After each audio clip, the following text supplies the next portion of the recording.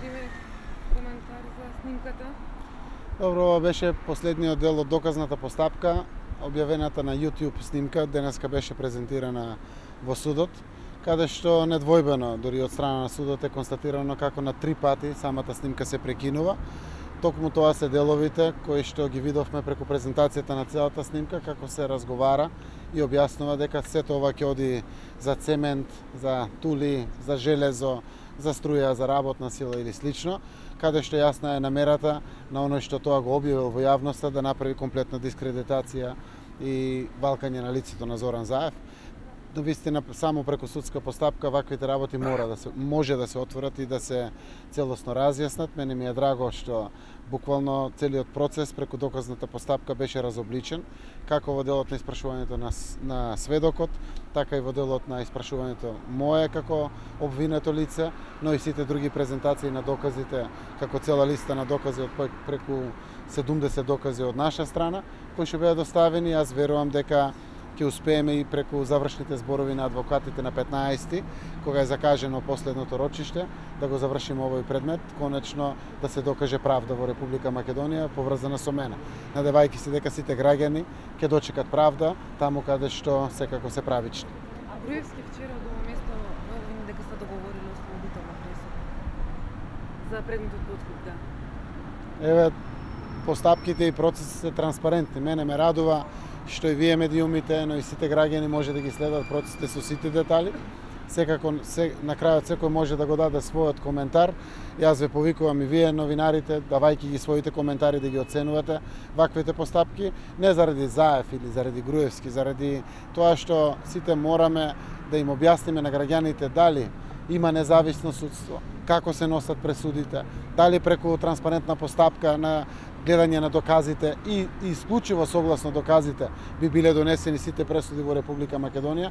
Тоа е многу важно. Апсолутно јас знам дека уште од првиот момент огромен број од граѓаните знаат дека ова е местенка, голем број од граѓаните знаат дека ова е само за да се спречи проектот Вистината за Македонија и политичките бомби, кои што беа, а сега денеска, после ова онлайн, буквално поврзување на доказните постапки на целиот овој процес и коментарите кои што доаѓаат преку медиумите, преку порталите, повеќе од јасно е дека се работи за монструозно смислена цел, с некој да се спаси за да остане подолго на власт. Извинете, ние не бевме кога се пушташе целосната непрекината снимка. Можете ли да не објасните тоа братни? Во кој контекст го спомнувате? Господинот Иван Николов е клиент на менувачница Пеон, каде што работи братни. И тука се разговара, добро, ако се во евра парите, што ќе правиме? Во менувачница ќе ги смениш и ќе ги однесеш, ќе купиш цементо, бетон, железо, тоа е твое право. Таму се зборува колку милуваш ти пред Господ, тоа е меѓу тебе и Господ. Значи, тие делови се скинати овде. И буквално, кога ќе го изделкате ова, еве како изгледува за јавноста. Но сега и на судот, јас гледам и на јавниот обвинител, му е повеќе од јасно што всушност овде било целта да се постигне преку сечењето на ова видеоснимка и на тој начин презентирање во јавност. Денеска се навршува 3 години од немилите настани во Тиван населе.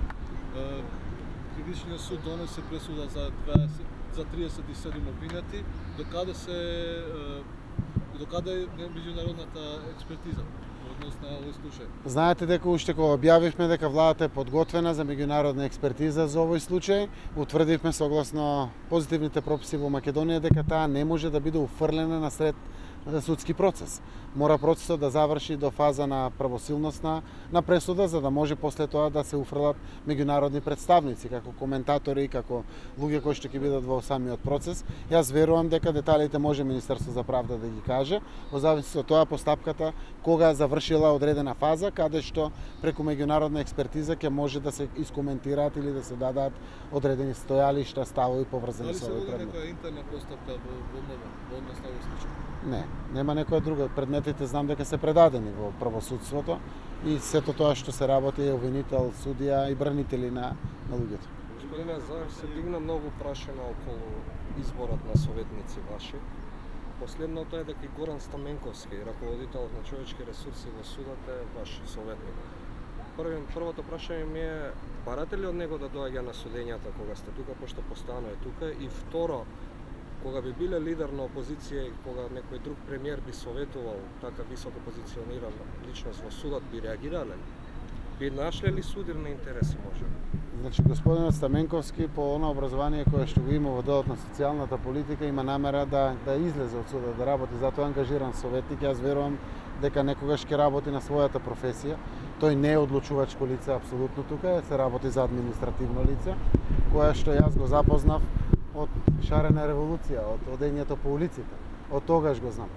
И со делот на својата амбиција да се вгради во ова наше општество и да помогне во социјалните аспекти во државата, направив ангажман како надворешен соработник. Секако тој ќе ги чека веројатно конкурсите во државата, потребите да се ослободат одредени своји места, заради тоа што тоа е едно лице кое што благодарение на тоа што неколку пати е сликан до мене на шарена револуција како и многу други граѓани, верувам дека поминува и непријатни моменти од порано, па можеби дури и од сега, од поранешниот председател на судот.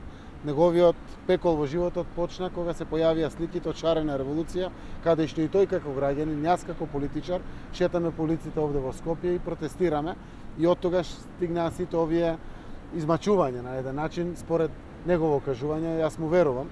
Ние станавме пријатели во целиот овој период, заради тоа и ангажиран за мој советник. Ја гледам неговата подготвеност да се вгради, сака да помогне, а јас сум таков човек кој што секогаш сакам да дадам шанса таму каде што можам да дадам шанса. Само не ми одговоривте на вториот дел на хипотетички. Што доколку можеби вие како лидер на опозиција препознавте таков ангажман, а не би претходен премиер? Ке ви беше ли можеби сомнително? Ако беше судија, ако беше обвинител, ако беше одлучувачко лице, порутник или не знам тие што одлучуваат, апсолутно со право на мене и на било кој ќе ми биде сомнително. Но јас се знам со дел и од луѓето од судската полиција. Мислам, ги знам некаде од приватниот живот, некаде така од јавност. Тоа не значи дека некој може да биде сомнителен или не. Не се работи за не се работи за одлучувачко лице. Значи, од тој аспект апсолутно лице административно вработено само во судот. Никако не може да делува и да влијае на процесите на одлучување за мене или за било кој. Околу Шакири дел од забелешките беа дека тој може да ќе добива и безбедносни информации, класифицирани во неговата работа. Нема, советниците не добиваат цертификати за класифицирани информации или безбедносни информации, секако дека не. Генерално се работи за лице, како што реков, во кое што верувам дека треба да се даде инклузивен момент, да му се даде шанса на секој во ова наша Македонија. Јас верувам во едно општество за сите. Ова лице и теа како има информации од целиот терен, во минатото се покажало дека ја знае состојбата на целиот овој терен со северната граница на Македонија, со северниот појас на Македонија. Јас верувам дека може да помогне. За сите советници да напоменам дека се работи за ангажман од 1 година. Тие ангажмани ќе покажат дали некој ќе даде резултат или не. Секако доколку не даде резултат, јас останувам и да дадам помош или било што и на други места да работам. Советничката функција на секој од ова лице е согласно одредена цел. Премиер сум, одговарам пред граѓаните и навистина согласно закон го имам правото. Како тоа можем да го имплементирам концептот едно општество за сите. Верувам дека преку еден ваков процес можем и како да придонесам како прво извршната власт во пуштањето на прашината на тензијата во ова наше општество. И навистина видов неколку коментари кои што излегоа, веројатно и дадоа и PR службите таков одговор. Бошковски и Шакири беа од различна страна на нишаните. Сега работат за својата Република Македонија. И ако вака гледаме на работите, можеме сите да бидеме малку порастеретени и да знаеме дека шанса заслужува секој во Македонија. Некој ќе каже, добро, има многу луѓе што чекаат шанса. Јас верувам дека секој ќе дочека својата шанса. Само при вакви околности, луѓето ќе продолжат да бидат мотивирани да останат овде, да работат, да гледат семејство овде, да чекат внуци. Овде тоа е конечната цел, да направиме пријатно општество во кое што ќе биде вредно да се живее. Помина 2 години без малце од трагедијата во Стајковци. Автопатот еднашка беше обиколницата Скопска реновирана, ама повторно со последното невреме повторно оштетена на терет на државата. Дали ќе побарате од Министериот за транспорт и врски да се преиспита тоа незино реобновување, бидејќи деловно повторно таа не е во можно да се користи? Нели сепак се потрошени народни пари? И второто прашање ми е, од страна на владата преговорите со Грција беа помпезно најавувани и соопштувани. Сега во еден период како да премина во underground. Дали тоа е веќе тајна дипломатија започната или Македонија ги полече црвените линии своји? Добро, прво околу Стајковци, а тоа важи за многу други региони во Македонија, не знам, Пелагонискиот, Тетовскиот регион, Струмичко-Штипскиот регион, каде што случувале постапки, веќе се завршени голем дел од документациите, pre-feasibility и feasibility студии, се работи на идејни проектни главни решенија за трајно отстранување на овие причини кои што се случуваат, како последица на ерозијата која што доаѓа од големите водени површини поради сечењето најмногу на бесправно сечење на дрвата по планините, се случува да при поројни дождови се нанесуваат големи штети. Се работи за проектни документации од неколку аспекти. Едниот е изградба на ободни канали кои што би ги акумулирале сите овие води и ги насочувале кон изливните подрачја за да се спасат и јавните добра како автопатиштата, но секако и приватните добра како куќите, приватниот имот и слично. Се работи на таа документација, аз верувам дека на крајот ќе успееме да ги отстраниме ваквите тесни грла во Македонија, но истовремено паралелно мора да се работи и на пошумување на шумите. Знаете, сите овие стебла кои што некогаш таму постоеле, еве на Скопска Црна Гора, сега не постојат, е една од главните причини. И верувам дека сите треба да делуваме од секој можен аспект, ако сакаме да не ни се случуваат вакви големи трагедии со катастрофални последици. Во функција на името, ако има секогаш нешто ново, ние тоа го информираме во функција на информација на јавноста, а поврзано со проблемот кој што Грција го има со нашето уставно име. Во последно време нема некои новини кои што би ги споделиле. Веројатно и заради тоа нема споделување на некои новости со јавноста, но истовремено знаете дека наближува самит во Софија, наближува Совет на Европа, Европскиот совет и слично. Целото тоа е во најмала рака обид да се обидеме барем до тие дати. Секако тоа не е никаков дедлайн, но би било добро до тие дати да се изнајде решение. Јас верувам дека следниот викенд ќе може исто така искрено, отворено, со одредени алтернативи и креативни решенија кои што доаѓаат и од наша страна и од грчка страна, ќе ги доближуваме позициите. Очекувам најмалку на маргините на самитот на Советот на Европа во Софија за Западен Балкан да се видам со премиерот Ципрас и секако и да ги искоментираме досегашните постигнувања помеѓу двајцата министри, а можеби ќе бидеме похрабри во нашата креатива, не велам не, но во секој случај вредно е да се обидеме до самиот крај. Јас давам шанса на процесот, мислам дека најдобар и неповторлив момент е токму сега да се изнајде решение за овој долгогодишен проблем. Како ги коментирате обвинувањата вчера на Мицковски кои тврдат дека градечно државно земјиште на општина Струмица завршило во раците на вашиот брат?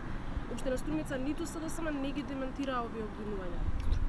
И општина Струмица и СДСМ ги демантираше овие обвинувања, заради тоа што тоа се актуелни предмети уште пред неколку години кои што се коментирале, се проверувани од многобројните инспекции кои што биле во општина Струмица, од градежен инспекторат до управен инспекторат, се што е поврзано со заеви, буквално е растресено од главнички на опачки, како што знае да каже нашиот народ. И апсолутно се работи за комплетно законска процедура, која што е испочтувана до самиот крај и се знае дури и кога било купопродадено тоа земјиште, е потпишан друг согласно Законот за судебни интереси и антикорупција и апсолутно е по буквар, по песна, како песни направено, почитувајќи го пред се законодавството во Македонија. Блесавоста да се излезе со нешто кое што е апсолвирано, не од председател на некоја мала политичка партија па да шириме шпекулации. Од председател на ВМРО ДПМН е нешто кое што кажува за сериозноста на ликот и на човекот кој што тоа го зборува, а и за политичката партија која што ја води. Соодветно, секој пат ќе добивате одговори за се. Јас сум транспарентен, зборувајќи дури за мојот брат, за моето семејство. Немаме што да криеме, ние се што имаме ни овде во Македонија. И тоа е јавно, достапно, транспарентно, секогаш. Ако се случило некој пат да има некоја грешка зборувам, ја поправам. Ако сме направиле прекршување на закон, за пример треба да се одговара за такви работи.